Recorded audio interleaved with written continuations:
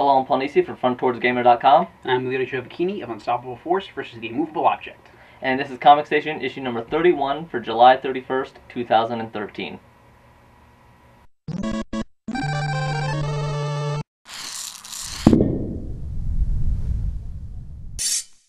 For our new releases today, we're going to start off with Three Guns, number 1 from Boom Comics. This is actually a sequel to Two Guns, which is coming out as a movie. Yep, getting its movie now, so we have to have the follow-up. Of course. First thing right off the bat is the artwork. It's good, nothing special. Standard formatting, blocks, no going outside of lines. Artwork is nice, but nothing really stand out. Nothing to make it stand out. Now, that way. If you're not familiar with the story for Two Guns, I'm going to assume you're not. Bobby basically starts off right away. You know he's wanted from the first page.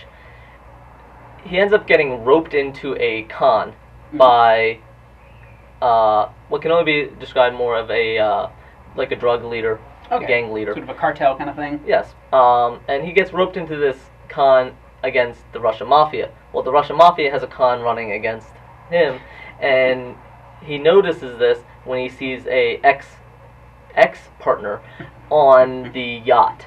And unbeknownst to either of those two, there's a third party that's playing both sides as well, and you don't know what part that person has in it as either. So you don't know if they're working for one or the other, or themselves, and that's the interesting part of this. Otherwise, if it wasn't for the mysteries and the intersecting... the constant misdirection and double crosses. If it wasn't for that, if it wasn't for this interesting idea behind it, honestly, the storyline just didn't grip me. It wasn't... Pacing was okay, but it just never really grabbed me and made me want to read it. Other than maybe wanting to see down the line how this whole intersecting works out. So you don't have to read Two Guns to understand it? No. This is very self-contained, and you basically the only thing you have to know is Bobby's on the run. And Bobby gets caught. Gotcha. Bobby gets robbed in. So you really don't need to know much else. I gotcha. It is a little humorous. There is gunplay and everything. So he doesn't kill, but other people do, and you see this. So it's a pretty good comic. Yeah.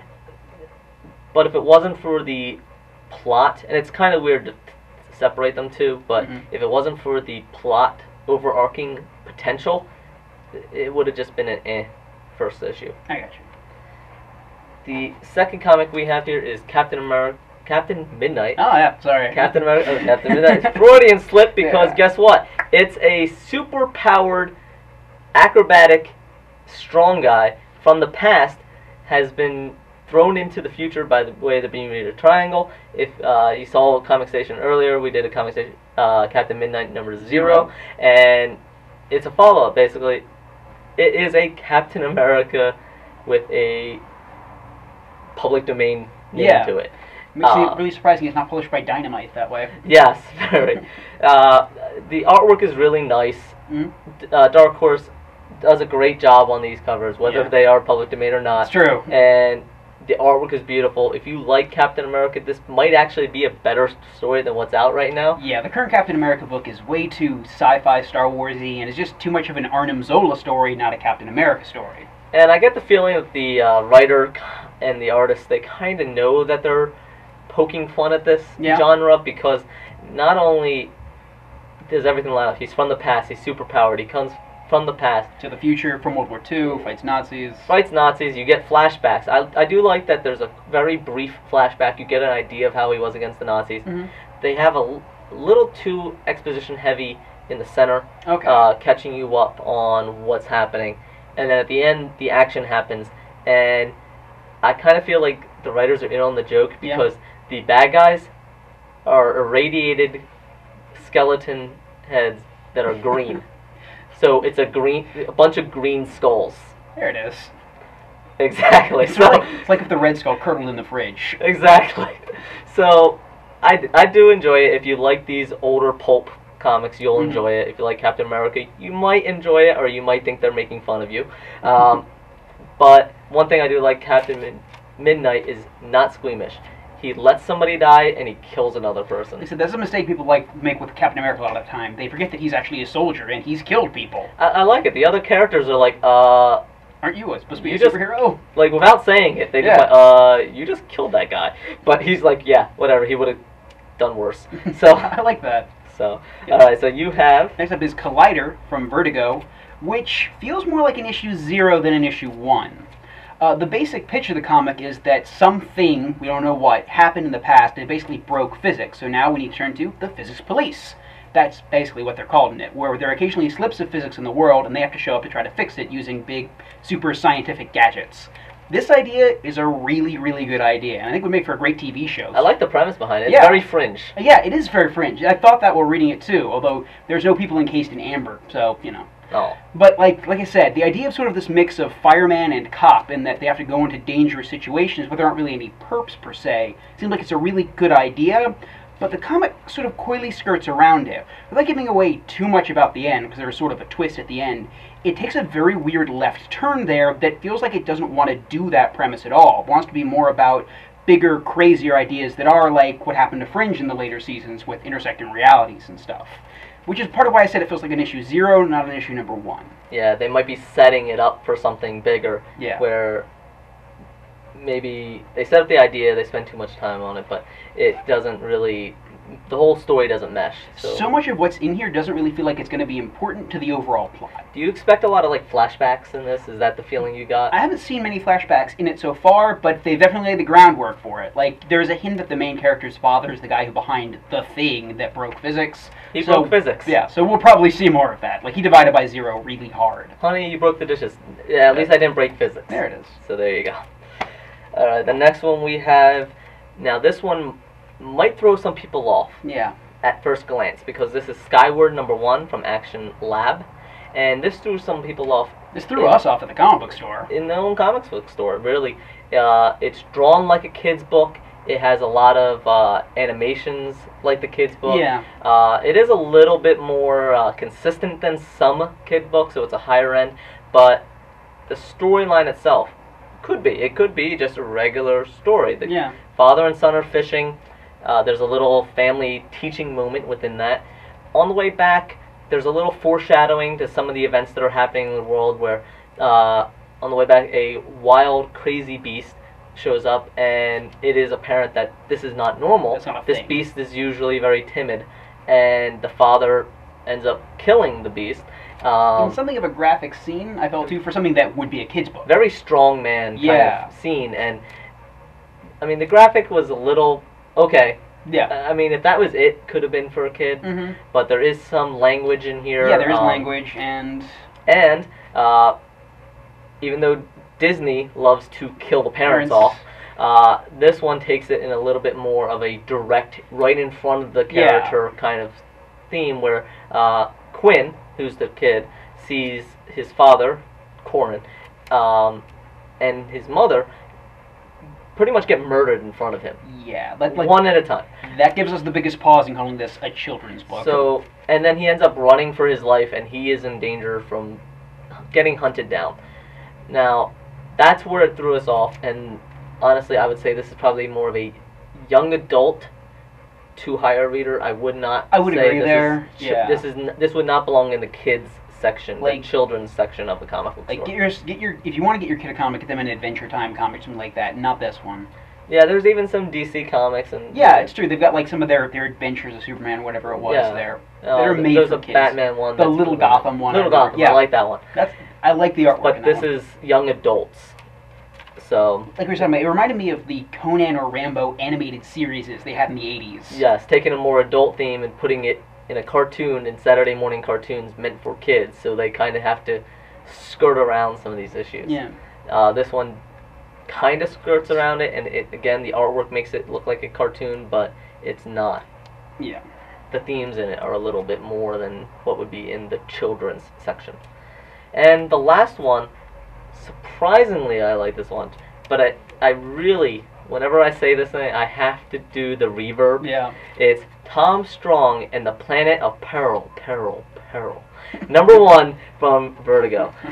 And I have to say it this way because it really does look like it would just be on one of those old sci-fi channel. Yeah, like an old pulp cereal kind of thing. Yes, very. Very Captain Zero that way. The dialogue in here is larger bubbles. It does get in the smaller, and it kind of picks it up where it is like this old style at first, and then it gets into more modern as far as the artwork goes in a very subtle way. So by the end of it, it is a modern comic. Okay. And you don't really notice the transition. Gotcha. I do like that. That's well done.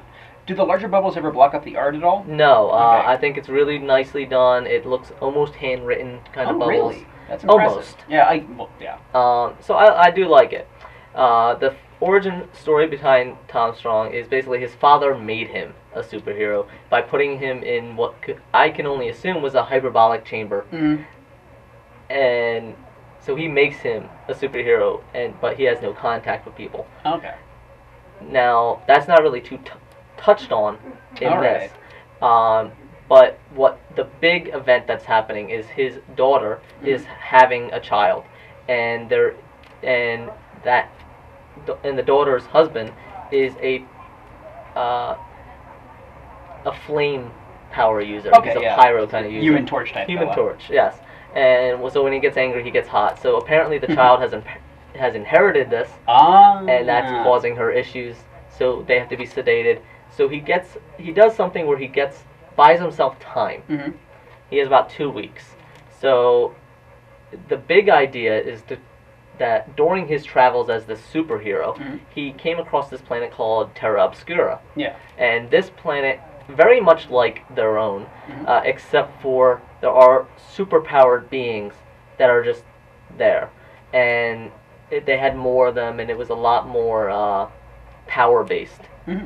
And his terminology for their powers is science heroes. I like that. So you can tell that on their planet, the powers are obtained through science. And in this one, in this Terra Obscura, it's more power. Sort of a metahuman kind of metahuman. thing. Yeah.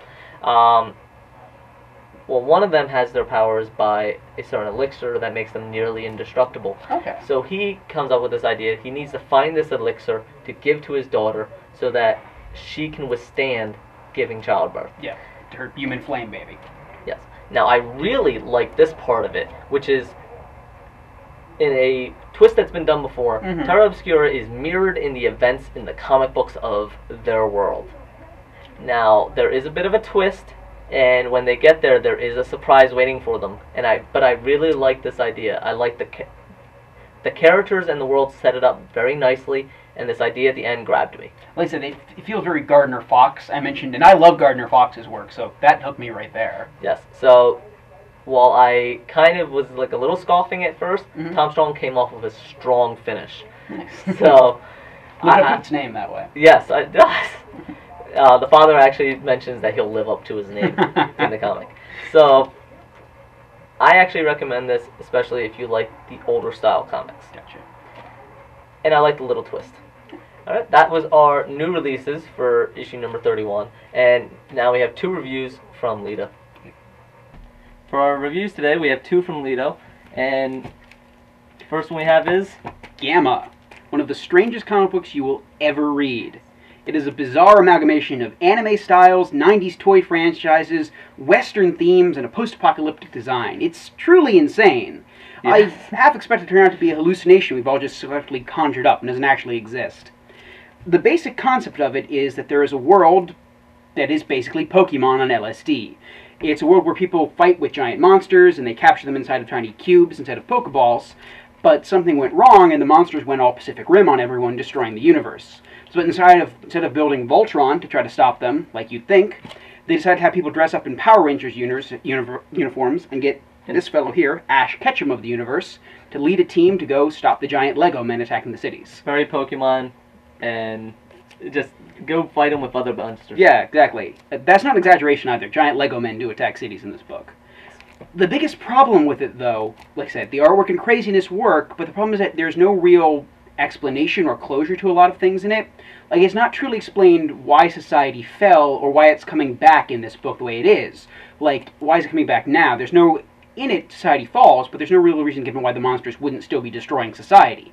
Or why it would come back with all these bizarre Western themes that are featured in the book, like it came out of Borderlands. Yeah, so if you like a acid trip of a little journey here, and it's a fun little read, but if you give it any thought, if you give it any thought, you're going to find so many plot holes and so many missing storyline holes that it's just... It's true. The story doesn't really end, it just kind of stops at the end of the book, and that was a big disappointment too. Alright. If you want the full review, check it out on frontdoorsgamer.com. The other one is Lobster Johnson from the incredibly prolific Mike Mignola. This is actually almost completely removed from a lot of his more dense universe that he's created now, and so can easily be enjoyed by new fans and old fans alike. It's very good. It has a very pulp noir feel to it that I think works. If you're a fan of something like The Black Beetle, I'm a fan of that. Yeah, like you'll definitely enjoy this book. It doesn't tie. One of the problems with it is that it does tie into some of the previous Lobster Johnson miniseries, and since they're so far apart, you can feel a little lost in parts, but the action is self-contained enough to be enjoyed, and the Chinatown setting and beautiful artwork really elevate this one. Yeah, it's an interesting storyline. Again, I haven't really read the Hellboy series, so I might lose some of it, especially since I'd have to go far back within it to find... But like I said, one of the nice things about it is that he doesn't tie in too much to BPRD or Hellboy or any of the big world-ending events going on in Mignola books right now. There are a few references to it, but if you don't get them, it doesn't lessen the story, thankfully. Yeah. And like you said, Mignola seems to be taking this as one of his rare chances to just have fun with the story, and not have to be worrying about canon and everything as much. And that is very, very good in this book. I reviewed Vampire #5 earlier this week, and I commented in that how just the density of the mythology on that book really weighs it down, and this is so free from that. I highly recommend this one if you want to pick up a Mignola book and you haven't read them before. Alright, so check out both the Gamma and the Lobster Johnson. Lobster Johnson. I keep wanting to say Robinson. Lobster Johnson on frontdoorsgamer.com. Full reviews are up there. And as always, please leave us any comments. We miss anything, let us know. There were so many #1s. There was a lot of one-shots that came out this week. Right here is Black Bolt. This is a collection of... reprinted old stories, lavishly done, recolored, good paper. Giant collection of it, and I like these. I picked up a huge thing of... Captain Atom and Batman and just giant issues of these old comics that I've never read before. I'm a big fan of the old 80-page giants they used to publish like that. They with the plasticky covers and had all the different crazy Silver Age Batman stories, like Rainbow Batman and that kind of thing. Yeah, so there was a lot of #1s, a few one-shots that were just collections out there. So we couldn't cover everything. If we missed something, do you want us to cover it? Let us know.